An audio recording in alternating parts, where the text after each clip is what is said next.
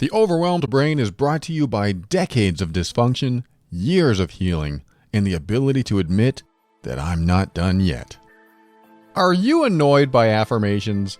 How about 150 episodes of The Overwhelmed Brain making fun of the statement, "Think positively and all your sadness will disappear"? You pay for therapy? Just tell your brain to be happy. It's that easy. Well, gotta go. Enjoy the show. If affirmations feel like lies and positive thinking feels like denial, then get ready to start creating the life you've always wanted now.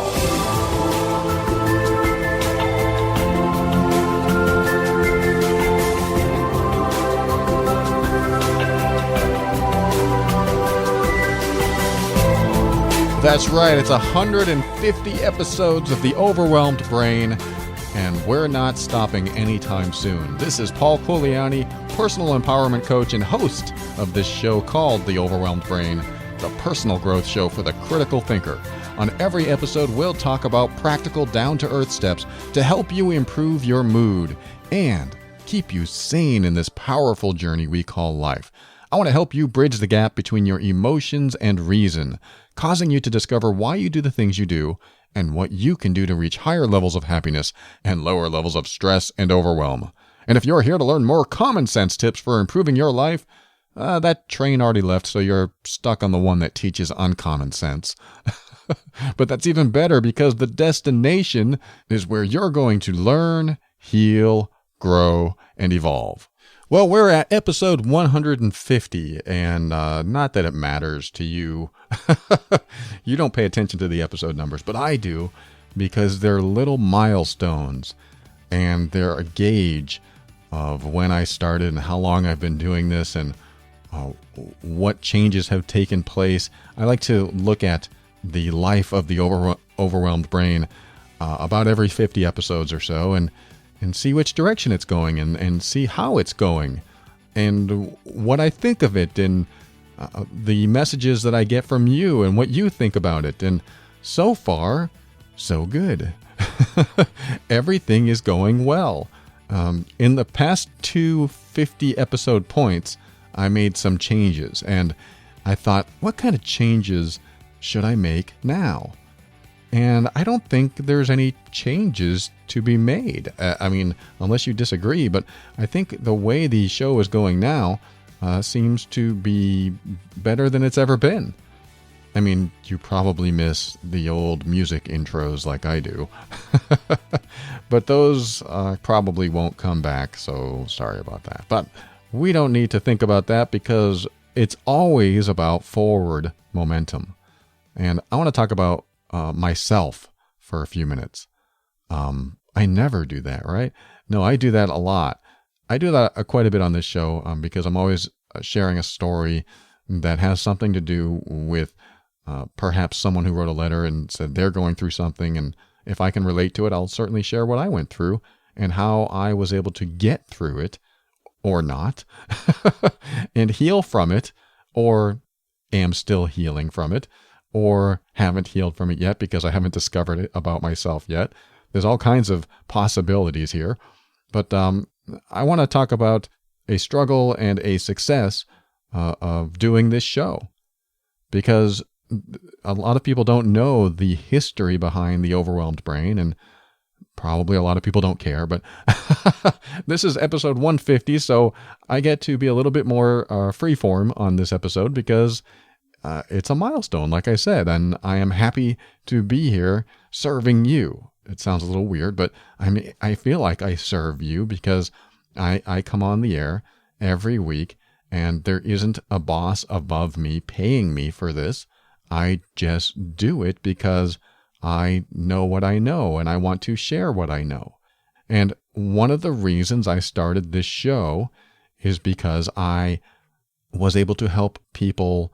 Like when I was working 9 to 5, I would stay after, I would help my coworkers because they would share stories, and I would say things and their eyes would get wide and they would go, wow, I never thought of it like that.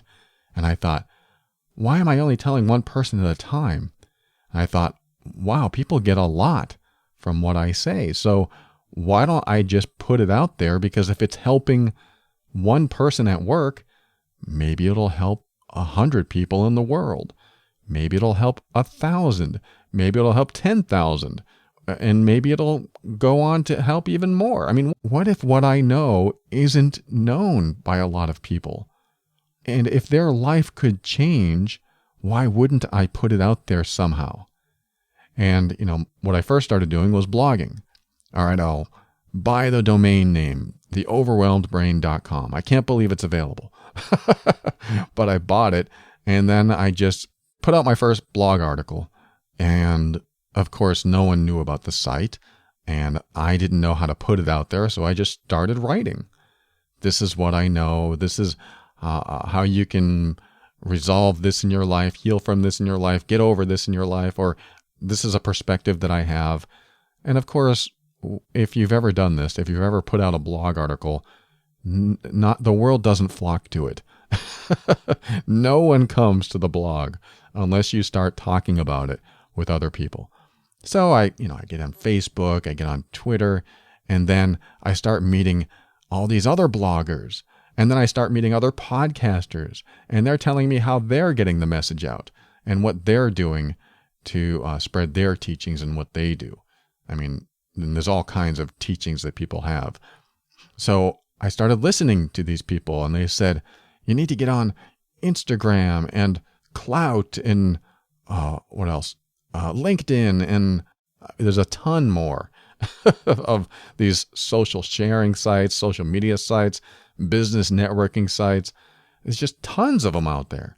And I was like, okay, I'll do all that. I'll spread the message. I'll spread the word. That way everybody can hear what I have to say. It sounds a little egoistic, but I really wanted to spread this message out there because if one person is learning and healing from this, healing from what I know, then maybe more could heal and grow and learn and evolve and all this stuff that I say now. And I really wanted that out there because I used to be in a place that, quite frankly, sucked. I used to be depressed. I have had thoughts of suicide. I have been a people pleaser. I grew up in an alcoholic household. I have been abused, not to the extent of many of the people that have written to me. So I'm grateful for that. But it messed up my mind and it messed up my relationships because I took false beliefs from my childhood into the world. And I went into my relationships from a place of fear. And then I made decisions from a place of fear. And fear controlled my life. And it wasn't until my mid-30s where I had pretty much a breakdown, where I collapsed on my knees and I was crying in front of the woman who eventually would become my wife and then my ex-wife, and so on and so on. If you've been listening to this show, you understand, you know the stories. But after that was the start of my healing from a lot of this stuff. Holding on to anger and hate that I didn't even know was in there. And what do I do with it? And how can I get it out? How can I heal from it? I started reading a lot and learning a lot. And then I started taking leaps of faith. Like, what would happen if I said this to this person? What would happen if I did this where it's scary, but I'll do it anyway? And I started learning about myself and learning about what my boundaries are and what my limitations are and how to expand and go beyond my limitations and honor my boundaries and so on and so forth. So all of this, I just had to put out there because I learned about it. And then, of course, I started studying about psychology and brain sciences, and I got into hypnosis and something called NLP and learning how people communicate and how I communicate, and then becoming very self-observant, like what I'm doing in the moment, instead of just being unconscious in the moment, being very conscious of my behavior. Like, why do I do that? Why do I think that? Why do I feel that? Became very curious, became my own coach or therapist or whatever you want to call it, and started asking myself questions. And I think that's what self-help is all about, is being very curious and becoming very critically minded.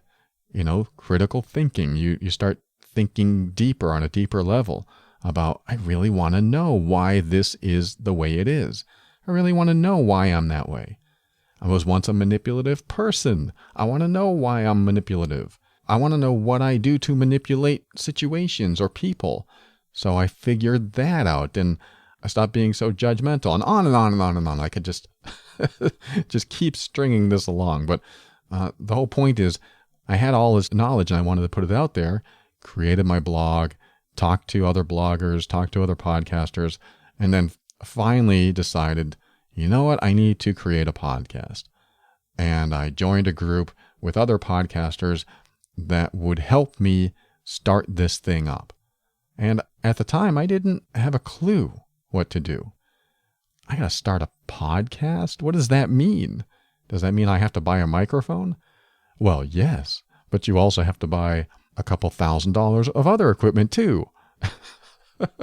That's not necessarily true, but I chose to make it a high quality show, so I bought a bunch of equipment and started talking on the air. And suddenly I was a podcaster.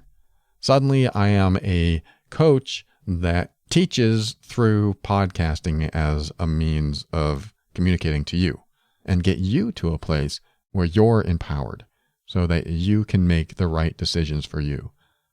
And I feel pretty good about that, because if you're empowered, then I've succeeded in my original mission, which I didn't even know it was my mission the first day I started the Overwhelmed Brain. I just knew that I was helping my coworkers, and they left empowered, being able to make the right decision for them. And sometimes they did, and sometimes they didn't. Meaning, sometimes we know the right decision to make, and we still don't make it because we're afraid. And you know, that's probably what stops a lot of us, including myself sometimes, is that we have this fear that stops us from saying what we want to say or doing what we want to do, and we don't get anywhere. We stay in a rut.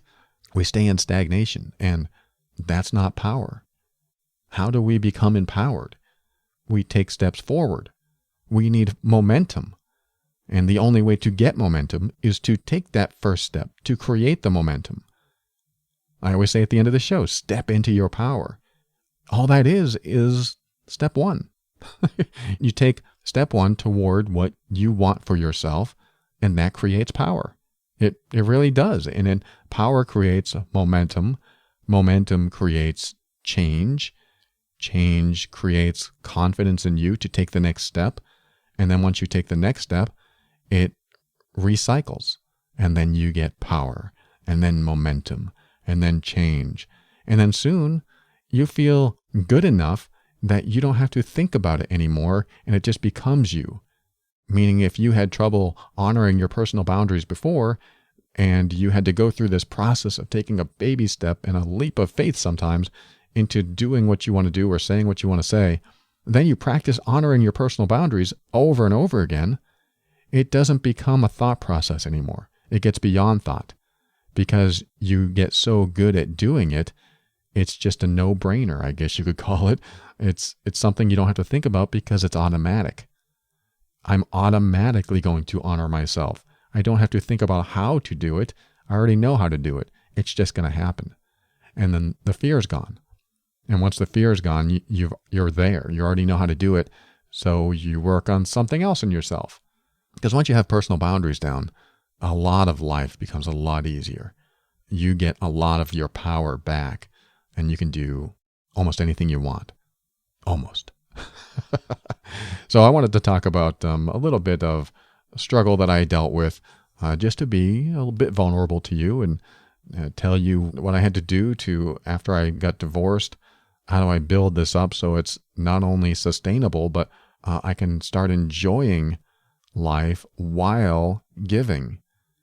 Because, I mean, this is the people pleaser that I used to be, and is probably somewhat still in me, is that I really love to give because it makes me feel good. And that small people pleaser part of me says, I don't need anything in return. And when you do that, then you start going into deficit, emotional deficit, sometimes monetary deficit, whatever deficit it is. It's happening when you are the one that gives and gives and gives and doesn't want to get back. That's not how energy is created. That's not how power is created. Power is created when you give and get something in return. Now, let me explain that so it doesn't sound like a selfish thing. For example, when you give your time to help someone move, like move furniture, and it's a lot of hard work, and they're grateful, and they thank you, and maybe they feed you pizza too, and you feel like, wow, they're so grateful, and that made me feel so good, that is a return. Someone being grateful is a return. However, if you helped them move and they were grateful and they said thank you and they gave you pizza, but you didn't feel like it was enough, now you're in deficit. Sure, a lot of people would say, well, you're helping a friend. You should be fine with that. But if you're one of those people pleasers that gives and gives and gives, and every time you give, you start to bring lack into your own life, you're going to find that everything you do when you give, there'll never be enough getting back. It just feels like you're getting more and more into your own emotional deficit. So even when someone says, thank you so much for helping me move, you're like, oh, of course, you're welcome, of course. And then you go home and you feel resentful. You feel like, I don't know why I said yes. And then you hold on to that resentment and you're in emotional deficit. You don't have enough coming back into your life. And all that means is that you're probably not taking care of yourself. And you're saying yes to too many people for things that you really don't want to do or have in your life. And so what do? You have to take care of yourself. Those are your personal boundaries. You have to understand what is too much for you and start taking care of you first. Because you know what's going to happen is those same people are going to call you again thinking that you enjoyed it. And they're going to say, hey, we have something else we would love for you to help us with. And you're going to be like, oh, of course I'll come, of course. And then you'll build more resentment and more resentment. So I think it's very important to understand when you're putting yourself into deficit if you're one of those people pleasers. I was for a long time. And even though at the beginning I was doing this show and getting a lot out of it and meeting a lot of good people, there was no financial return. So it would be great to continue doing it for free, but you can't sustain it. So what I had to do was figure out how I could sustain it and still do what I want to do, still give by creating the show. So that's why I had to come out with like the donate button, and I had to become an Amazon affiliate. So when you shop at Amazon, it helps the show. And of course, I created the TOB patron program, and that gives back to the show. And finally, my main business model, which is coaching. If people didn't pay for coaching, the show couldn't go on. If people didn't use the Amazon link, the show couldn't go on. The patron program, the show doesn't go on. So on and so forth. All these things bring this show to you. So there's a little bit about me. There's a little bit about the show and some of the business model. Not that you care, but yeah, you might be curious of what I do and how I do things and how I make this show keep going on. Of course, I didn't mention like sometimes we'll get sponsors for the show. We talk about Asha with Get Out of the Mess. We've had Casper.com and we've even had Audible.com and who else? We've had awaytravel.com with their travel luggage, and different entities throughout time have helped bring this show to you. So if you ever hear a sponsor, remember they're helping bring this show to you. And if you like this show, then support them too. And the fact that you're listening and maybe even spreading the word about the show is also a method of supporting the show. Because the more people that hear it, the more people that listen, then the more, in my opinion, the more the world gets better. I mean, if there are people suffering that could benefit from this show, definitely share it. There's probably one episode that could change someone's life. Not because I'm all that. It's because of the information. Sometimes you hear the right information in the right way, and it changes everything. And that's what I want. That's what I want for you. I want you to be able to change your life. If it's not going well, then let's find a way to make it go better. Let's find a way to get through some of the hard stuff so that you can have a better life going forward. And who knows, maybe you're having the best life ever and you just like listening to the sound of my voice. Well, if that's the case, then keep listening then, because we're going to go on to our next segment called Ask Paul, and we'll see where it takes us. Thanks for letting me be a little bit open, a little bit vulnerable, and for letting me and my life dominate the first segment of this episode. Hey, it's 150. I always do something a little different every 50 episodes, and that was a little different. Ask Paul coming up right now.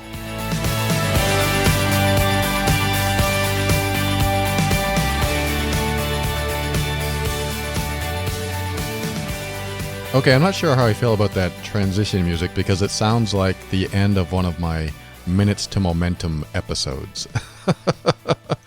But it's inspiring music, so I like to have it in there just for this special episode number 150. So here we are at the Ask Paul segment. This is where I read a listener email on the air and do my best to address their challenge. This letter is a long one that I am going to shorten because it has a lot of information in there. But I'm going to just highlight the important points that I want to address, and let's see where we go with it. Hi, Paul. First, thank you for your podcast. I'm writing to you because I'm starting to get confused about myself. I don't know what is wrong with me. I just can't create nor maintain new acquaintances. I desire to be more social, but I never succeed in this. And because I've shortened this, I'm going to fill in some gaps here. He starts talking about his family and how it's strange and I'll keep reading, it's strange for me to use the word family because it was more like 4 strangers sharing the same apartment. Those 4 strangers being myself, my brother, my mother, and my father. My father is very tyrannic and autocratic towards other members. There was constant critic coming from him, and he behaved like he owned us, like he was the king, and others existed just to improve his life quality. Relations between my parents were mostly bad. Father always criticized my mother over small things. There were times when they were good, but they were particularly hard for me and my brother because usually mother was on our side, but to maintain good relations, she also turned her back on my brother and I. Now I find it pathetic that a grown-up woman can't stand up for herself. It was always my mother's strategy to blame my father, but she never did anything to get things better. Neither my mother nor my father cared much about me or my brother. We were more like a nuisance to them. And they rarely spent money on us. They tried to save on their children even though they spent on themselves all the time. I remember overhearing a discussion between them where they talked about how much money they have in their bank accounts. Both had tens of thousands of dollars, yet I still had to lie in school that I was sick when I actually had no skis to participate on school's skiing days. In the past, I was diagnosed with severe depression, social phobia, and overly type A personality with OCD traits, for which I take medication to this day. In hindsight, I remember also having a lot of suicidal thoughts. My type A personality was probably caused because of my non-caring parents, because as a child, I naturally tried to impress them. I am a quintessential introvert, and I need private time. I have so many people to deal with at work that it almost kills my motivation for social relations outside of work. Anyway, in university, my perfectionism ended with severe depression. I received medication and cognitive behavioral therapy, and I feel a lot better, but I'm still, let's say, very melancholic. Now I'm 28. I've never had any serious relationships. I don't have any friends, and last time I had friends was about in 2002. Every day is the same for me. I wake up, go to work. After work, on my free time, I study, go swimming, watch TV, play a video game, or read something. The only people I deal with are my patients and colleagues. Sometimes, about once a month, my mother calls me, conversations last about 30 seconds, and they're always the same. Always in my free time, I'm completely alone. Only reason I have to talk on weekends is to say hi to a shop clerk. I don't even know where to meet people. One could copy one day of my life and paste it to every day in my future, and no one would know the difference. And it makes me sad because I want to be more social. My shrink said that I have to be more social. I would love to, but how? Now I think I'm over the worst part of my social anxiety, but it feels like I don't have the social skills anymore. I feel like I just don't have anything to talk about with new people. I met someone recently on a dating website. We went to a restaurant, and a huge part of our meal was that awkward silence. I don't know how to talk to people, and people don't know what to talk to me about. Every time I meet new friends, it ends up with a failure. I also feel very boring as a person. Now at work, my patients and I have a very specific topic to discuss, and when we're ready, the patient leaves and there's no awkward silence. And they often thank me for being so friendly with them. Also, nurses and colleagues at work seem to like me as a professional and as a person. However, I often see people's smiles fade and they slightly frown when they talk to me. However, when talking casually with people, I always manage to say something that ends the conversation completely. I can even watch their smile fade into a frown. I feel that they don't get me, or I don't even know what makes them frown, honestly. When I'm with 2 or more people, those 2 talk to each other and I'm completely left out. I just can't join the conversation. I just don't know what to say. Even at work where I feel comfortable, I sometimes freeze when someone starts to ask me about where I'm from or wants to know more about my country. I tend to answer with one word and find a way to quickly resume our professional talk. I answer with one word because I need time to think my answer through. Not because I have to talk in a foreign language or anything, but because I just don't know what to say. After we part, I often think about how I should have answered. My shrink once said that I lack spontaneity. I have a huge problem with small talk. I just can't do it. And all of this makes me wonder what's wrong with me. Why can't I connect with other people like a normal person? I'm educated, economically well off, and a good-hearted person. Why can't I find or maintain acquaintances? I lack closeness with someone. I suspect that my childhood plays a major role in my problems, but I'm an independent man now. How can I get rid of this baggage? At this point, I'm not even sure anymore that my problem is mental health. Maybe I just lack the skills to communicate with people. Can you recommend a book or something that improves communication skills? Or can you or someone help me? If my life continues unchanged, I'll never have any friends, nor a wife, nor a family of my own. Thank you for reading my long letter. Bill.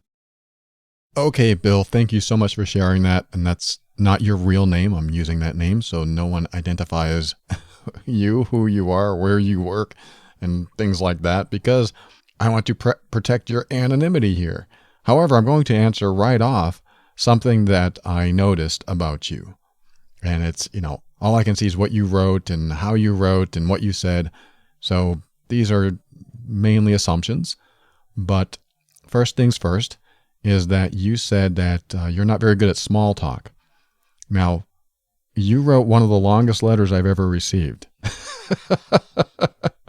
And now I'm not putting you down for that. What I'm saying is that you have a lot to talk about. You have a lot inside of you to talk about. You have a lot to express. My thought is that you choose not to express the things that are really on your mind. Because you poured your thoughts out into an email to me, and you talked about a lot of stuff. You talked about your family. You talked about your work. I'm going to say it again. You have a lot to talk about. It's what you choose not to talk about, which is why you have those awkward silences. Now, why do you have that awkward silence in any conversation that you have? Is it because you don't want people to see you as any less than you are? Because you had an upbringing that maybe you didn't feel worthy enough or significant enough, and that you needed to impress your dad or your mom or whoever? Is it because you feel like if you say the wrong thing that someone's going to look down on you? Like you said, their smile fades into a frown. And my assumption is that yes, yes, I think that when you open your mouth, you're thinking, what are they going to think of me? I mean, you immediately go outside your head, or actually you're in your head, but you're examining your environment and you're examining people's behaviors and reactions to what you're doing. In fact, several times in this email, you said, I'm waiting for their response. I'm watching, like I said, their smile fade. I'm listening to what they say. I can tell they're not interested. Everything is externally focused. I'm focused on them while I talk. A lot of people don't do that. A lot of people with anxiety do that. I'm glad you're over your social anxiety, Because part of social anxiety or any anxiety is being worried about what other people think or might think, or being worried what someone might say or do because of something that you said or did. Anxiety builds up when we're so focused outside of us on what other people think, and we just make this stuff up too. We make up what they're thinking when we're talking. And I've come to find that most people think about the same things, especially in group situations. Most people think, I wonder what they're going to think of me. Some people are anxious about it. I wonder what they're going to think of me. If they think this, they're going to think less of me. If they think that, I don't know what to think. What's going to happen if they think that? And other people go, if they like me, great. If not, well, I tried. Some people get anxious about it. Some people don't. So first things first, where is your energy when you're in a conversation with anyone? If your energy, and all I mean is that wherever you're putting your attention, if all of that is in how they respond, then what you're doing inside of you is calculating what the best behavior is for them. And what I mean by that is that if you go inside and calculate how you should behave, what you should say, then what you're going to do is create a lot of stress on yourself, first of all. Secondly, you're not going to be honest. You're going to say things that you think they want to hear, and say things that you think will impress them about you. Or even if you're not into impressing people, you may still have something in there that says, I can't look bad. I can't look weak. I can't be vulnerable. And that's who you need to be if you plan on connecting with anyone. I think about that scene you described in a restaurant when you're on this date and you have this awkward silence. Who hasn't been in that awkward silence? And it's because there's inner dialogue going on in probably both of you, usually, where you're thinking, geez, I don't know what to say. I mean, think about yourself. I don't know what to say. This is awkward. I guarantee you she's thinking the same thing. I don't know what to say. This is awkward. So what better conversation to have than to say, I feel so awkward. I don't know what to say. You know what's going to happen? She's going to go, oh, I'm so glad you said that. Me too. And then you'll laugh, and then the ice breaks, and then you're fine. And then the conversation can go on from there. That's called addressing what's happening in the moment. This is what I've talked about before with anxiety. When you walk into a room and you have anxiety, you find someone to address this anxiety with. You go up and say, wow, I'm feeling really anxious in this room and I don't know why. And they're like, oh, what's going on? And I don't know. I just feel this anxiety building up. And then they'll say, oh my God, tell me more. Or they'll say something. I mean, this doesn't always work for anxiety. There's forms of anxiety that may not work for, but just addressing it, just letting it go, letting it out, eases the tension, takes off the pressure. You're putting a lot of pressure on yourself. You are so wrapped up in your head and seeing you from other people's eyes that you're losing connection with yourself. This isn't about connecting with other people. This is about connecting with you and being that authentic you without fear. I don't know, maybe you think that you have a status to uphold, or a position, or a reputation to uphold. And I tell you what, everyone has vulnerabilities. Everyone has weaknesses or things that they don't have strength in. Everyone has characteristics about them that some people are going to find favorable and some people aren't. This is the wonderful thing about talking with other people, is that you don't talk to continually try to impress them. You talk to share with them. Share with them who you really are. Your fears, your worries, your concerns, and your joys and the things that you've succeeded in life or not. But these are the things that come up that it's okay to talk about, even at the risk of being judged. Because what happens is Most people tend not to judge people who are vulnerable. Most people tend to judge people who are not vulnerable, who try to impress. I may be way off here, but think about this for a second.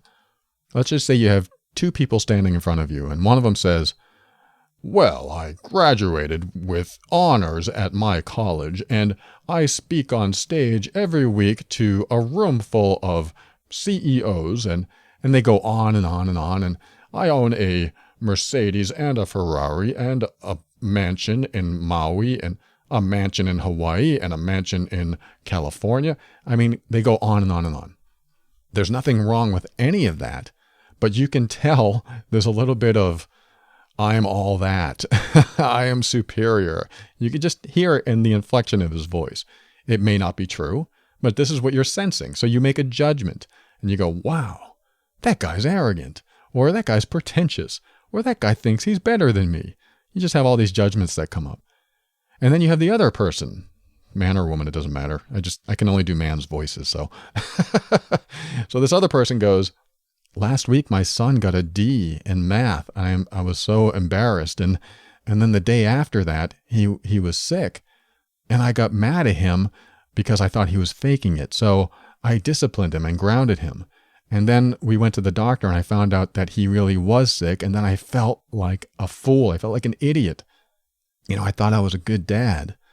And now I feel like I'm a really terrible father." Now, what happens then? Are you judging this person? Are you judging this person for telling the truth of his weaknesses, his vulnerabilities? I mean, when I hear myself say that, I go, this poor guy, he's admitting to me that he has faults. Wow. Who are you more likely to trust? Who are you more likely to connect with? The person who tries to impress you, or the person who shows where he is most vulnerable? And this is what I mean, is that one person is outside himself trying to make the world see him in a certain light, and the other person is inside himself going, "You know what? I have my faults, and I'm not afraid to admit it. I'm not afraid to be honest, and whatever the world wants to say about me, they can say."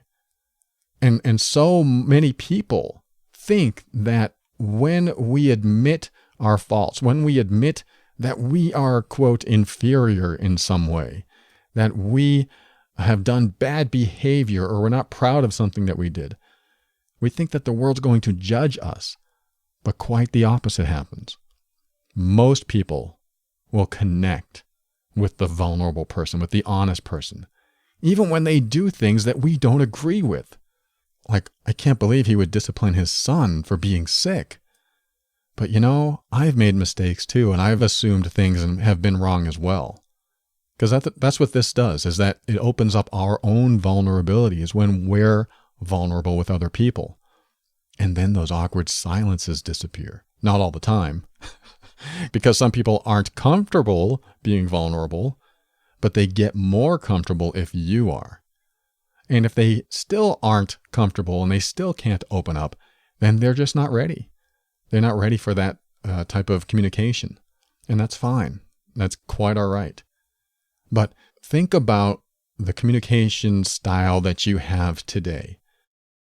At work, sure, it's easy. You can talk to your patients and you know what to tell them because you've been studying this stuff and you know how to communicate what you're telling them, and you're in control. It's easy for you to be in control in this situation. Outside of work or with colleagues and friends or things like that, everything's a wild card. You aren't in control and anything could happen. And that puts the fear of death in some people. I'm exaggerating a little bit, but sometimes it feels that way. They fear being themselves because of what someone might think, say, or do when they find out who you really are or what you've really done in your life. So, Bill, it's not really about trying to make friends or keep friends or trying to get past these awkward silences. It's connecting within, going, what am I thinking right now? What am I feeling right now? And then asking yourself the question, If I knew that the person I was with would absolutely not judge me and they were completely safe, what would I say right now? Or what would I do right now? And when it comes up, when you get to a point where I'm not going to fear the consequences and I'm just going to say or do it anyway, then you can start to connect. Because it's really hard to connect from a level of, what's the best way to put it? Fake it till you make it. There are some times when fake it till you make it works. But when you're trying to connect with people and you want a stronger connection than just, how's the weather? Or did you see this movie? If you want a stronger connection than that, then you have to go deeper within yourself and share some of you that you may have been protecting from the world. So that's one of the first things I wanted to tell you, is that it's not so much about connecting with others, it's about connecting with yourself. When you can connect with yourself and have that part of you come out, because that's what maybe you've been fearing letting out, because if we let it out, then somebody might see the real us and they might actually like us or they might not like us. But that's good too, because you want to find out who doesn't like the real you, because you don't want to keep those people in your life. It works out either way. Bring out the real you, find out who likes you. Those who stick around, you're going to have a great, strong bond with. Those who don't, you wouldn't have had it anyway, unless you continued to fake it and then forced a friendship that really wasn't there. So I hope that makes sense. Now, as far as your mom and dad and the way they treated you and what it did to you and what behavior and beliefs that you brought out of that into the adult world, you got to remember that even though they were our parents, they were still people trying to figure out how to survive in the world. They were just regular people with regular dysfunctions that suddenly had a kid. And now they have all these dysfunctions and now there's a kid in the mix. What do we do with this kid? Whether it was planned or not, they are now faced with the fact that they have someone to raise and they barely know how to raise themselves.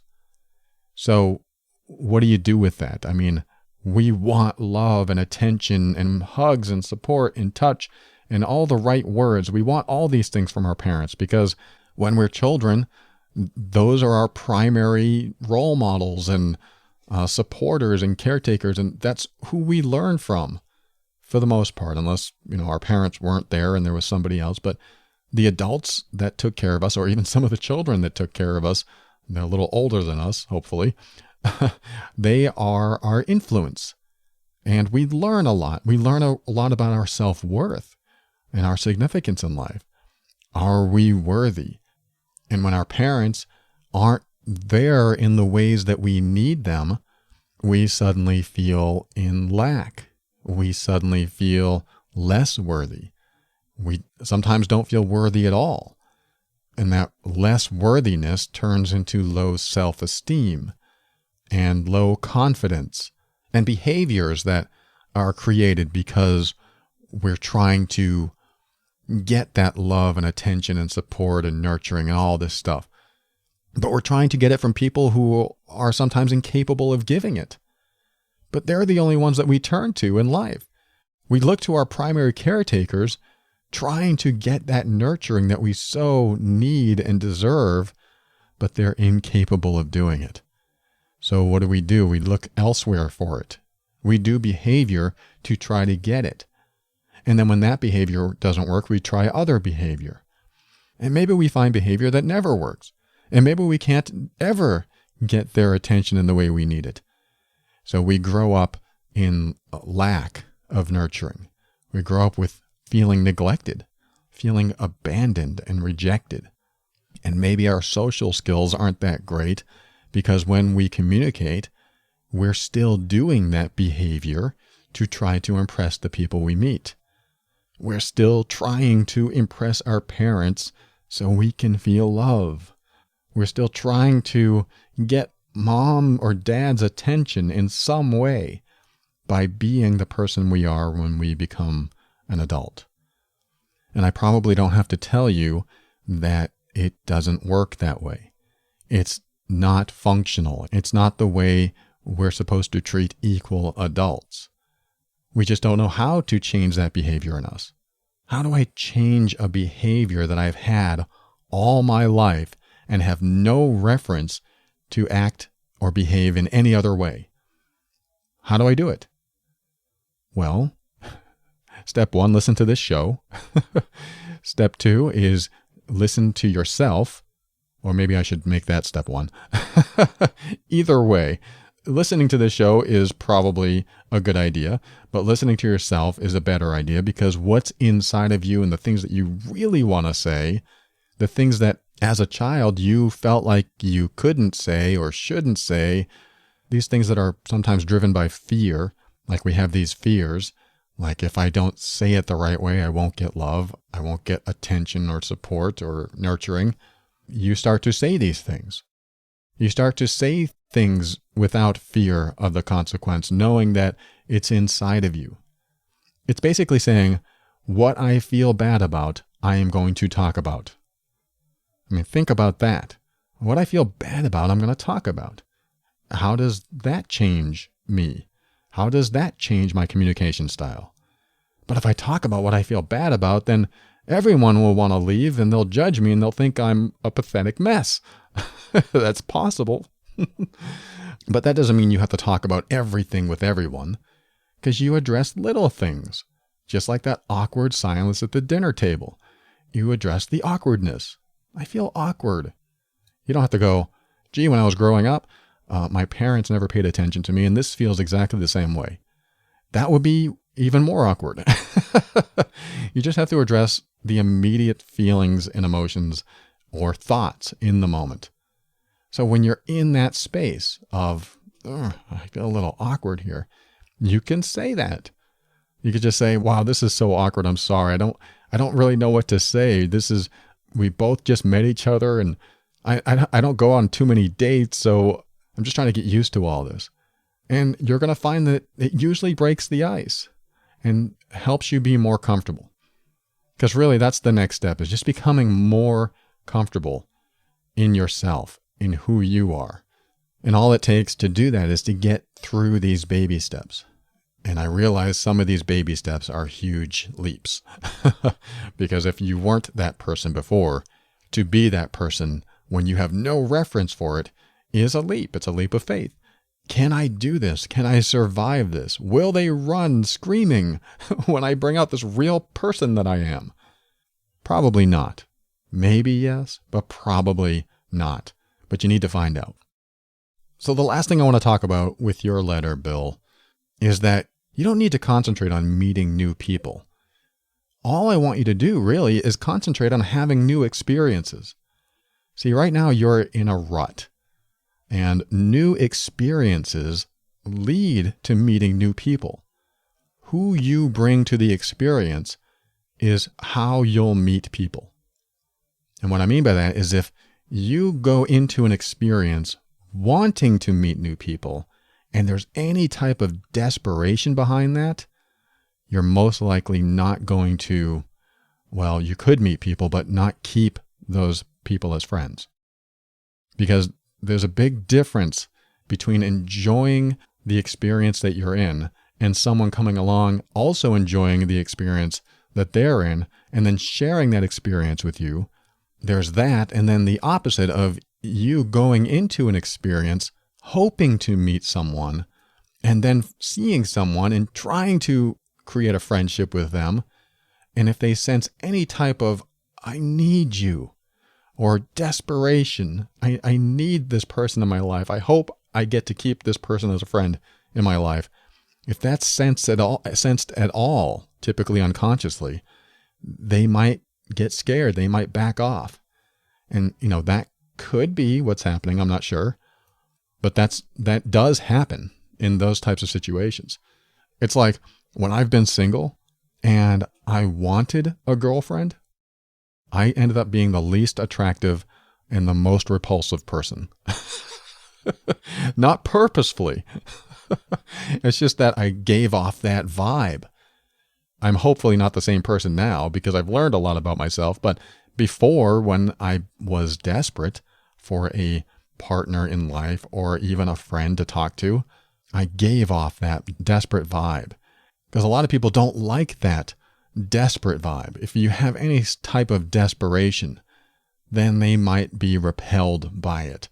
They might not like it. And they may sense it. And especially if you put on top of that words that try to impress them or behavior that tries to impress them instead of being your authentic self. It's sort of a formula that doesn't equal out right. It doesn't work in the social scene. But if you go into an experience where you're enjoying the experience and you see someone else enjoying that experience and you just say hi without hoping that they come over and talk with you, just because you're there and they're there, and you express that, hey, I'm just here enjoying myself. I'm not here to intrude upon you or get in your space. I'm just enjoying myself. And they're the same way. You're most likely going to bond with people like that. Just like as soon as I got into a relationship and I stopped looking, suddenly I was more attractive. Suddenly people came to me. Suddenly people wanted to be closer to me. Suddenly I was safer because I wasn't desperate, because I wasn't looking. And I started putting the pieces together. Oh, so when I'm desperate and looking, people sense it and they don't want that. They want someone who's more confident in themselves and not trying to accomplish something, not trying to be friends or anything closer. They don't want this agenda. They just want someone they can relate to or connect with without feeling like there's a string attached. And that's really the bottom line, is that when you go make friends, don't attach strings. Don't have expectations. Just say, hey, how you doing? And then keep walking. And if they say, hey, how are you? And you go, I'm great. And you start talking, perfect. If not, then keep walking. You don't put too much effort into it. Taking out the effort makes you more appealing, quite frankly, because they don't sense that neediness or that desperation. So where you go to meet people and where you have new experiences, that's a different thing altogether. You can go to meetup groups. You can go to Craigslist and find events. You can find things on Facebook, events on Facebook. You can go to things that interest you. I mean, this may not interest you, but you mentioned like you play video games. There are people that get together and play video games. Depending on who you want to meet, and if you really enjoy playing video games, you can connect with other video game players, either online or in person, and make friends that way. Or you could go bowling one night and just enjoy yourself and see what happens. Or even invite a colleague or two to bowl, where there's just no strings attached. Like, hey, I'm going bowling tonight. You guys want to join me? Great. And if they do, great. If they don't, then you just go by yourself. You start making experiences about you, enjoying your time, enjoying yourself, and then other people are going to resonate with that and be attracted to that. When other people see that you're actually happy in you, they want that feeling too, and they're going to connect with you more and more. So that's all I'm going to say about this, Bill. Thank you so much for sharing all this. You are definitely great at small talk. I just think you don't have to be so selective about what you choose to talk about. And maybe you have a lot to say that's very personal and you haven't found someone safe to do that with. And you ask me, can you help? And I'm saying, yes, I can. If you can't get what you need from this episode, then reach out to me. We can coach together. I'm happy to talk with you.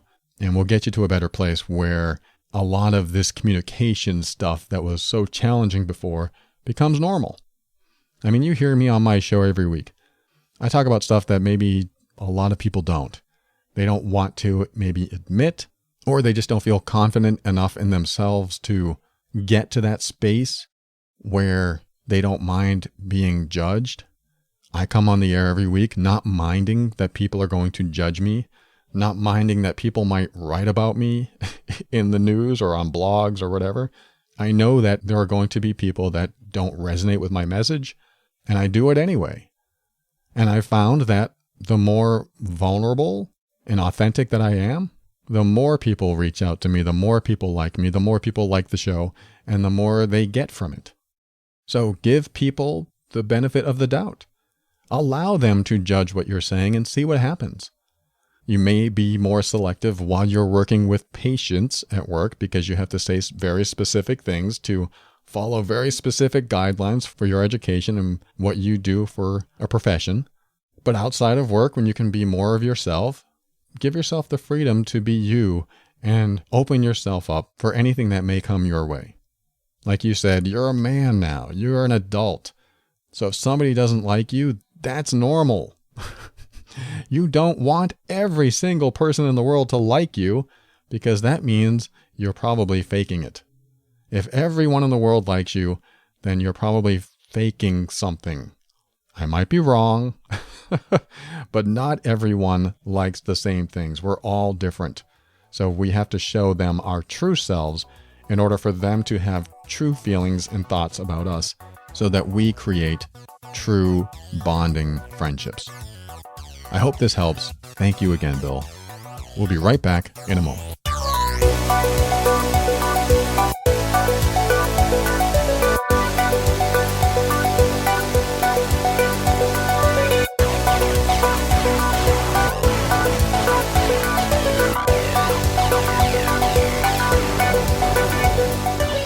All right, welcome back, and I want to read another letter really quick because it's a really good one. This is Ask Paul Part 2. This letter is from someone I'll call Jill. I always use Bill and Jill, just easier to remember. She says, "Hi, Paul. I stumbled onto your podcast recently and have been hooked ever since. I love your topics of discussion and insight. My question to you is this," and this is a really good question. "Why do people who are truly in love cheat?" To give you some background, for many, many years I've been happily married, and I recently cheated on my husband with someone I know. Despite being madly in love with my husband and having a great sex life, I gave into the temptation. I felt a strong sense of attraction and chemistry to the other man that I broke my vow. Afterward, I started feeling so guilty that I confessed it to my husband. We are really trying to work through it, but he keeps asking me why I did it. I really don't know why I did it, other than the obvious. I went to see a therapist, and all she kept asking me is why I confessed. Seriously? That's her words. Seriously? I truly love my husband, and I don't want to lose him, but I'm completely baffled as to why someone like me, who is madly in love with her husband, would commit such a selfish act. I would really like to know your thoughts on this subject. Thank you. All right, Jill. Thanks for that admission. Thanks for sharing that. And thanks for asking that very important question. My first answer is, I don't know. I know that's not very helpful. In fact, I received your letter a couple months back, and I reached out to you, and I'm like, hey, can I talk to you about this? Because I want to know why you did this too. And I didn't hear back, so I wanted to put it on my list to talk about it on this episode. So I had to wrap my brain around this concept. Someone who has a great sex life, loves their spouse, and still cheats.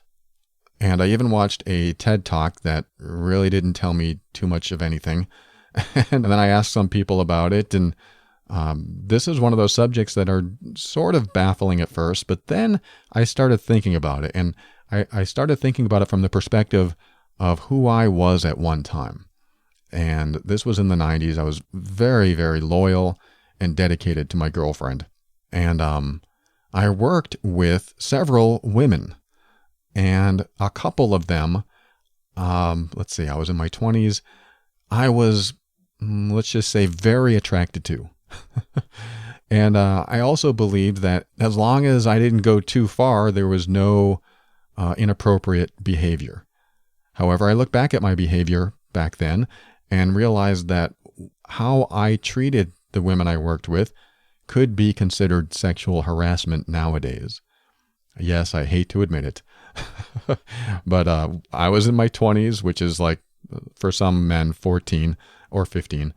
And I said things and did things that I am not proud of, and I made them uncomfortable. Not all of them. Some of them were very receptive to the way I talked or the way I behaved. Now, I didn't go overboard. I didn't go too far. I never cheated.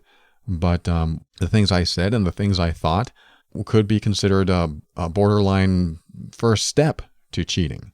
So I think about that stuff now and I go, geez, what made me be that way? How come I was so forward with the women I worked with, and how come I was treating them the way I did? Well, back then, my hormones were in charge for the most part. And when you're young and your body is working normally, your body is working the way it should work, you might have this battle between your hormones and your willpower. There might be a battle there. And for me, there was.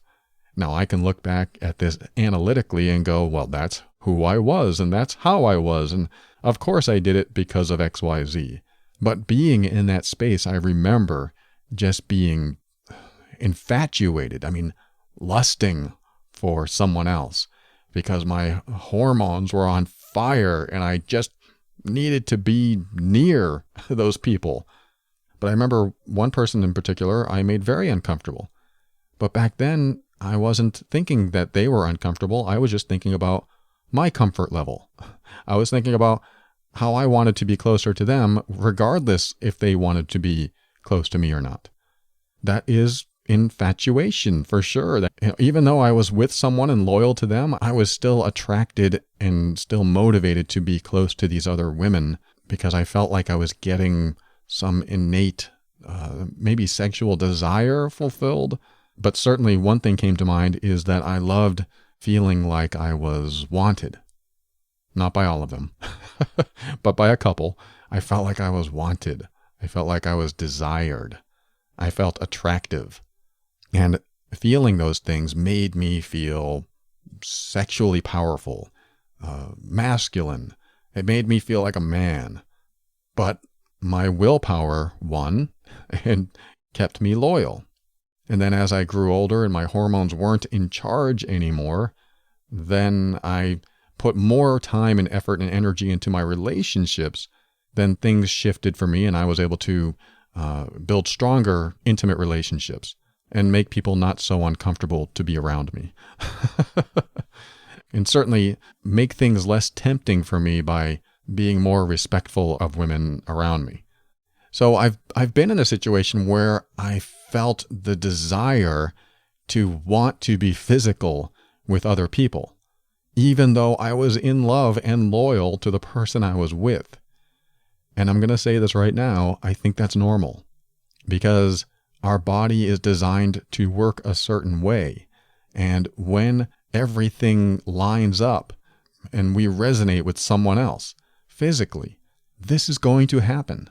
You can be in love with the best person for you in the world, and you'll still have physical desire. Not everyone. Some people don't. My girlfriend claims that she doesn't desire anyone but me. I hope that's true. But you never know. She might meet someone that has the perfect pheromone, the perfect scent, the perfect body that she really enjoys. Maybe she'll meet someone like me. Who knows? And maybe that desire will come over her. And then she'll be like, whoa. I talk about it, hoping it doesn't happen, but I'm a realist. We have physical bodies with people that have compatible physical bodies, and there are going to be things that we really enjoy. Smells, visuals, and especially if we're in close proximity and you combine that with a feeling of being wanted, being attractive to someone else. All these things combine to create the perfect reproductive environment, the most analytical way to look at it. It's the perfect storm of all the variables to present an opportunity to take or not to take. And what causes you to take it from that point on sometimes can be pure willpower. So, why does it happen? Why does someone who's so in love and already has a great sex life, why would that happen to someone? I think it's because our chemical nature, our physical nature, and we're born to reproduce creates attractions that are sometimes very hard to control. That's not an excuse. I'm not saying that because of that, you are allowed to do it. It really depends on your level of willpower and what is most important to you overall. Now, here's the thing. You can have a bigger vision for your relationship going, I would never cheat on my spouse and I'll always be happy. And I'm always going to put time and energy into my relationship with my spouse because that's what I want to grow and keep growing so that we become closer and closer all the time. All those intentions could be in there. But when there are unmet needs, then the willpower tends to be lacking. So this is why I wanted to talk to this letter writer, Jill, because I wanted to know what possible unmet needs they could have been. Because if you have a completely satisfying relationship in every way, then what's left over where you want more? You might say, well, variety. I've been with this person for a long time and I don't remember what it's like to be with someone else. Or maybe I've never experienced what it's like to be with someone else. So I want variety. All right, that could be true. But are you willing to accept that you may not get that variety unless you talk to your partner about it? Now here's a little twist. Because you could say, I love our sex life, but I would like something more. That doesn't necessarily mean I want to go outside of our relationship. I just want something different. And that could mean I want my husband to dress up in a French maid outfit and walk in the room, and then it'll be something different. Or I want to pretend that we're at the office, and then something happens. This is role playing. It sounds silly, but, it could work. But it's a lot better than risking a great relationship. But it could work. That's just one practical idea that you could implement, is to talk to your partner or your spouse, your boyfriend, girlfriend, about anything that may be lacking. Because you can have the greatest thing ever and still lack something. So Jill, when you think about this person that you connected with, what did this person offer that your husband didn't or couldn't? And I'm not just talking about sex. I'm talking about anything. Anything in the entire spectrum of male companionship. What did this person offer that you weren't getting from your husband? I can almost guarantee that there's something, even small, that's in there. So just think of anything that this person offered that your husband didn't. And then you'll have a starting point on why you might have done this. So obviously this is going to be very personal to you, and I may not have pinpointed why you did it specifically, but I can understand how it can happen. And if the craving or the infatuation or the attraction is so strong that you really feel like there's going to be some sort of physical connection with the person and it will lead to cheating, then either A, you get in control of yourself and control that willpower and make it happen no matter what, or B, you may have to get out of the situation, or C, you give in and risk your marriage. The hard part is overcoming sexual urges with willpower. That's extremely difficult for some people. Extremely difficult for some people. Still no excuse, because it can be done. If you really wanted to do this, you can do it. But something allowed it to happen. Something in lack. And that thing in lack needs to be discussed before you fall into the arms of someone else. I'm not judging what you did. You're going to do that to yourself for who knows how long. You're going to be talking about it with your husband for who knows how long. And I hope you guys can work it out, because someone who's remorseful typically will not cheat again. And I hope that's you. I mean, if this is what you want for your relationship and you want to keep it going, I hope that you, the remorseful person, the one who admits it, the one who just can't stand living with the secret, is typically the one who doesn't do it again.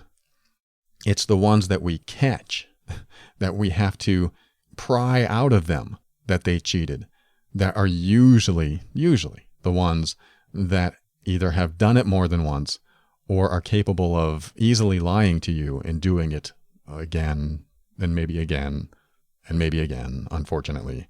So your relationship has a great chance of getting through this if you're both strong enough to do it.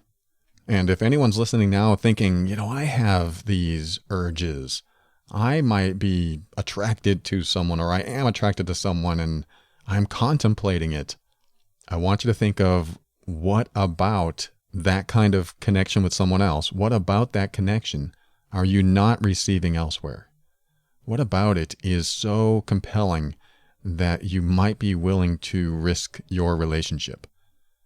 And when you know what it is, talk about it with your partner. I know it might be hard, it might be hurtful, but talk about it. I'm not saying that you're thinking about cheating, but you can say, I really want this in this relationship. I really want this in our sex life, and I'm not getting it. So I'm having thoughts of what it might be like. Again, you don't have to say you're thinking about cheating unless you want to, but I'm sure that conversation will blossom as it needs to. But the less you talk about it, the more compelling it will be. It's funny. I don't think I've ever mentioned this on the air. When I was married, I met this girl that I worked with in a hotel room because she was coming up for a few days, and we were just friends. And so I met her. We went to the bar and had a couple drinks. It already sounds terrible. We went back to her hotel room, but it really was completely innocent. However, while I was there, something was happening inside of me. I felt funny. And I felt like this might go badly if I stay. And suddenly I realized, oh my God, I'm attracted to this person. I don't know if this is safe. I really felt and thought this. I don't know if it's safe if I stay here. I'm in a hotel room with this attractive person, and now I have alcohol in me. This is not good. And she was not trying to come on to me or anything, but I felt it inside of me. And so I decided to leave. And this is one of those options. You can try to fight your willpower, or you can just leave. If you really don't want to do this thing, then you might have to take yourself out of the equation. And that's what I did. I left. I'm like, I have to go. And she's like, what? Where are you going? I said, it was great seeing you again, but I can't stay anymore. I got to go. And she's like, huh? What? And I left. And we hadn't talked since because I felt so weird that I, A, had to leave, B, that I had an attraction to her and I didn't want to sit there fighting the attraction and then risk my marriage. So I left. And I was thinking, my marriage wasn't perfect, but I wanted to preserve what it was and make it better. And I didn't want to be in a situation like that. I removed myself from temptation. That doesn't mean I'm a great guy and perhaps I should have planned better, but I didn't know it until we were together in a room alone. I'm thinking, I can't be here. I can't do this. I can't be in this room with you. These are thoughts going through my head, and risk what I've created with my wife. This is not going to happen. And in her mind, she's probably thinking, what's not going to happen? Like I said, I didn't share this with her, but I have a feeling that she had no plans on doing anything like that. But for some reason, my body was starting to activate because I'm a normal human male. And my brain said, you need to leave because you are getting activated here. This is not good for your relationship. And I said, you're right. Let's get the heck out of here. My bigger vision was to keep my current relationship with my wife, was to continue expanding and growing that relationship. And I had to come to a comfortable place inside of me saying, well, my body was doing what it does when it's attracted to another person. It's hard to admit that, but I think this happens to almost everyone. I think every single one of us have been so attracted to someone else, even when we're with someone else, that we have to make a choice. We have to take steps, and sometimes we have to make decisions that we're not going to be that person that betrays the person we're with. And is our willingness to not betray more stronger than our desire to betray, our desire to cheat. Which one wins? And if you know which one will win, that has a chance of ruining the relationship, then take yourself out of the equation. So there's my vulnerable story that will end up in all the tabloids. Hopefully not, but I hope this answers your question, Jill. Our bodies are designed to react to compatibility, to pheromones, to different hairstyles and hair color, and the way someone looks at us, and the way someone moves, and the way someone talks to us. These are intrinsic unconscious programs that are running that, I hate to say, we may not have full control over, but we do have control over the choices that we make. And if we're going to stay in a situation that we know might be too tempting to resist, and if it is, that's when you really need to step up and go, oh no, I'm not going to risk my relationship. Or, I'm not going to tell you not to. I just think it's a better thing to go home and share with your partner what you think might be lacking or what you want more of, so that when you're in situations where there is an attraction, that it won't be so powerful that you take steps towards infidelity. Hopefully this helps. Thank you so much for writing in. And certainly reach out, Jill, if you want to talk about this more. I would really love to find out if you did find something lacking in your relationship, anything at all. So thank you again. And thanks for tuning in. We're going to end the show. I'm going to read some credits and then give you my final thoughts after this.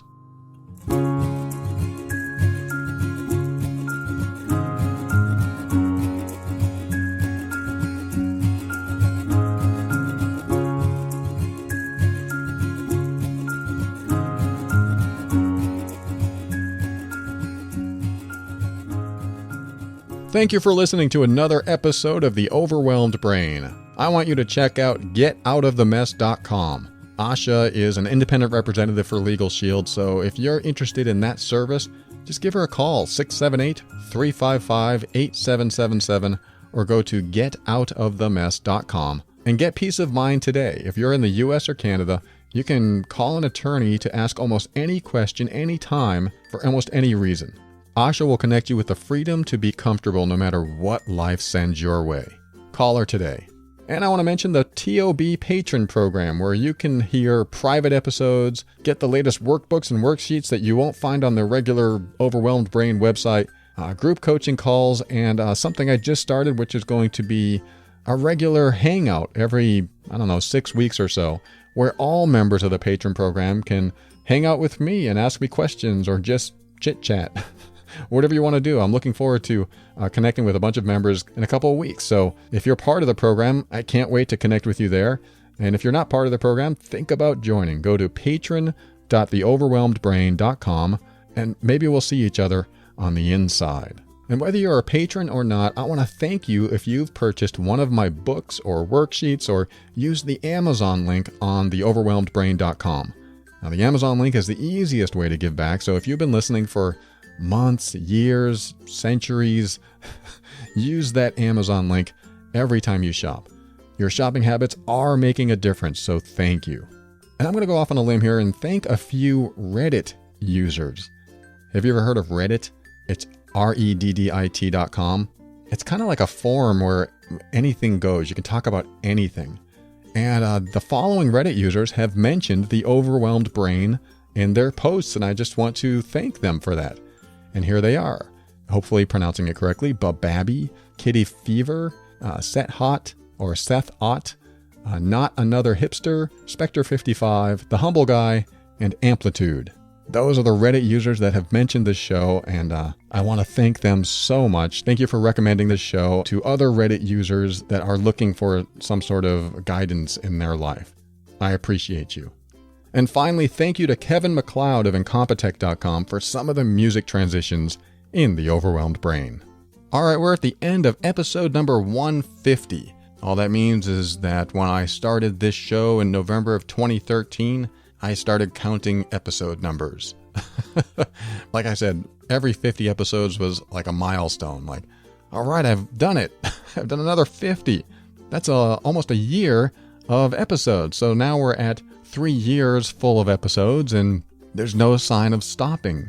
So If you've been listening since episode 1, and I know quite a few of you have actually, thank you. And wow, you have a lot of time on your hands. Of course, it's only an hour a week or sometimes an hour and a half, but I do thank you and I appreciate you. And if you just started listening, I thank you too. No matter where you are in the spectrum of listening to this show, I appreciate you. And I especially want you to improve your life if you need it. I think most people listen to improve something in their life. There's something, like we were talking about in the last segment, there's something lacking. Or if it's not lack, it's just the way we feel, the way we think. Maybe our inner dialogue has control over us and we keep thinking these critical thoughts about ourselves or about other people, and we just want to get beyond this. Maybe we want to get beyond sadness or depression or something that's going on in our life that we just can't seem to get past. We can't seem to get beyond. And over the years of doing this show, I've had to really think about what my mission is here. Only in this past year did I come to a conclusion of like a philosophy of what this show is really about, what my coaching is all about, and everything I write about, everything I talk about. And it's to get you to a place of empowerment. It's to get you to a place where you're making decisions that are right for you. And I'll tell you what, when you make decisions that are right for you, it's right for everyone. Because when you improve yourself, those who love and support you want that for you, which makes them happier. It might be a weird way to look at it, but if you choose to look at it that way, then what's stopping you from improving yourself? What typically stops us from improving ourselves is the thought that someone won't like us improving or changing ourselves. Now, isn't that interesting? Who do you keep in your life that doesn't want you to improve yourself? I mean, that's an important question. If you can answer that, and you probably can, if you can come up with an answer for that, then how is that person helpful in your life? If someone doesn't support you, or even puts you down for trying to become a better person inside yourself, then how are they benefiting you in your life? That might be hard to think about because some people like that we've married. Some people we can't get rid of because maybe they live close to us or their family, our mom or dad, or maybe there's someone that they're just in our circles or whatever. Who is it in your life, or who are they in your life, that don't support you and want you to become a better person? When somebody doesn't want you to become a better person, it's because they themselves don't want to change. And if you change, that will force them to change, because in order to communicate with you, they have to communicate with you from a different place. Not always, but typically that's what happens. Is that you'll get to a place where you feel better. But when you felt bad, it was easier for them to communicate with you. It was easier for them to relate to you feeling bad. Whether that's because they feel bad themselves and it makes them feel better to be with someone who feels bad as well, even though you still end up feeling bad most of the time, or because of some other reason. But when someone doesn't want you to change, it's because of something in them that doesn't want change in themselves. Because changing means growing, means getting out of a comfort zone, comfortable being uncomfortable. If that's presented to some people, they might not be ready for change. They might not be ready to be happier. I want you to be ready to be happier. I want you to be willing to take steps into a better life for yourself, even if other people aren't going to take the ride with you. I'm telling you, those who love and support you want you to do this for yourself. And when you have people like that in your life that want you to do things for yourself, you're more likely going to keep those people in your life because they're supporting you. But those who don't want you to change fear that you're going to grow beyond and evolve beyond your relationship with them. So they want to keep you where you are.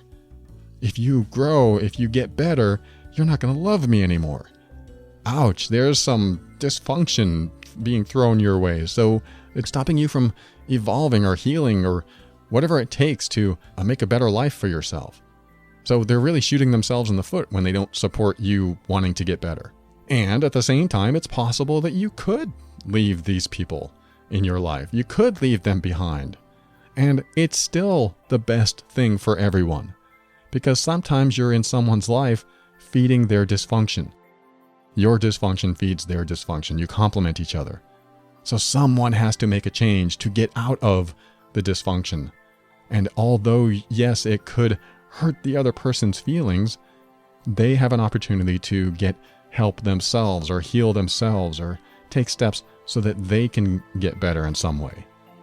But by staying in the relationship and keeping the dysfunction alive, neither one of you changes. And that's not always pleasant, unless you like that relationship the way it is. But typically a lot of dysfunction in a relationship is not pleasant. It's not happy. And I want you to be happy. And the first step is into your power. You know what I say, open your mind, step into your power, and be firm in your decisions and actions so that you can create the life you want. That's assertion. Be assertive. Always take steps to grow and evolve. You're powerful beyond measure. And above all, and this is something I absolutely know to be true about you, you are amazing.